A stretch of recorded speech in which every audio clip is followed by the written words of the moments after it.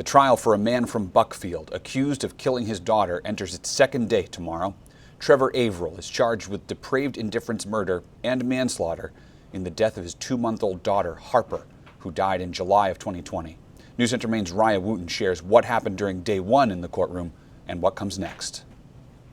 The defendant, Trevor Averill, received overwhelming support from his family in the courtroom Tuesday, while state prosecutors point out that Trevor was the last person to have sole care of 2-month-old Harper Averill before she died.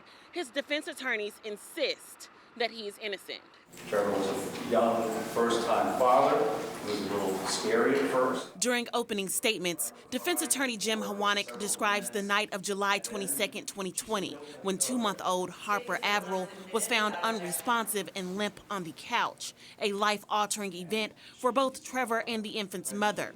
Trevor is charged with depraved indifference murder and manslaughter. Neither of them were angry at each other, or upset, or arguing.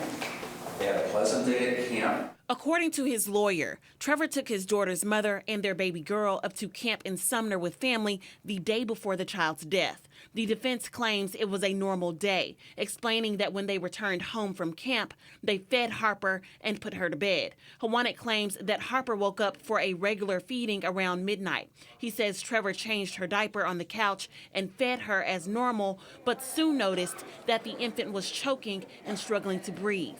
He doesn't shake her to death. He's feeding her. State prosecutors say something different happened that night. But something terrible happened to Harper later that night.